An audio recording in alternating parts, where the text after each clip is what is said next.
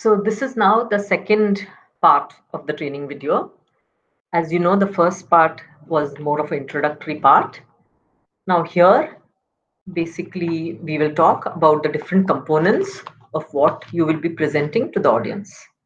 So you will be telling them that you are going to be talking in your presentation about 4 aspects. And here in this video, I'm going to cover the first aspect, how you will explain to them what the coronavirus disease is. So here you begin by saying that what is the coronavirus or what is a virus? So basically you ask your audience, and if somebody answers, that's good. And then you can explain that it's a germ. It's like there are a number of germs around us in the water, in the food, in the air, and they're all invisible. But when we look at them under the microscope, then we can actually see these germs.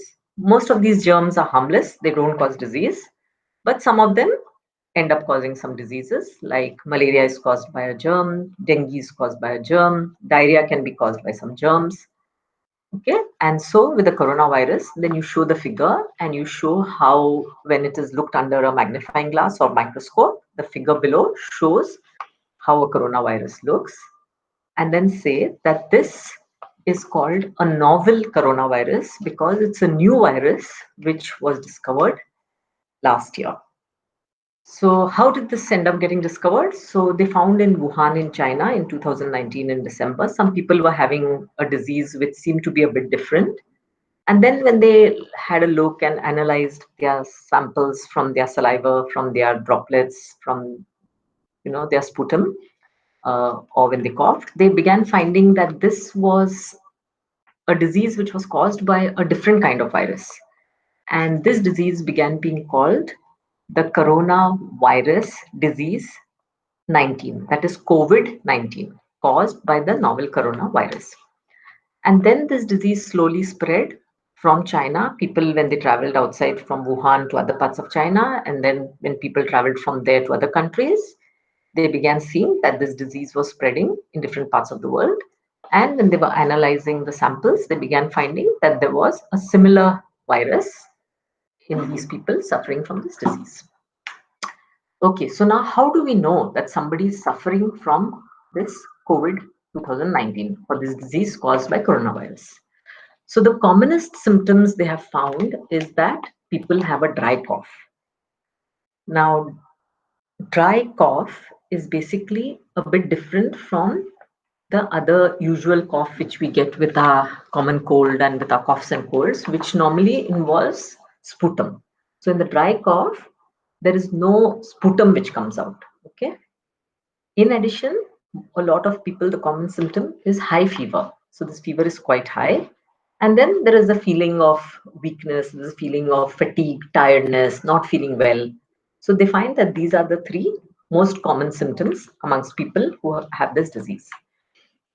Now, in addition, people may have some other symptoms as well. Like in Goa, they find that a lot of people begin first with having some kind of excuse me, some kind of sore throat, some kind of pain in the throat or some discomfort in the throat. That seems to be quite common.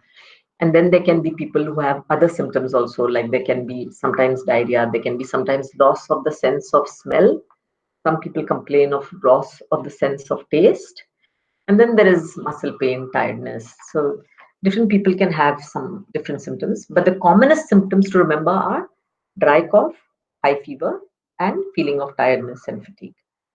Now, in addition, there are lots of people who can also not have any symptoms, and these are called asymptomatic people. Okay, so this basically indicates that there are lots of people who get the virus and then they have the disease, but they completely recover. And initially they may have a small amount of feeling of tiredness or fever or something which they didn't even realize, and then they just completely recover and they're fine.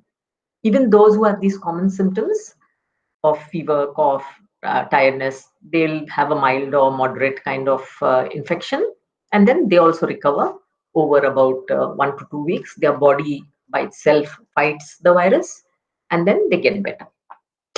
But there might be about 20% of people who have a bit more serious effect of the disease. And this can manifest in the terms of sometimes shortness of breath, which is basically difficulty in breathing, and then sometimes chest pain. There might also be some feeling of weakness in one half of the body and that sort of thing. But the commonest serious symptom is shortness of breath.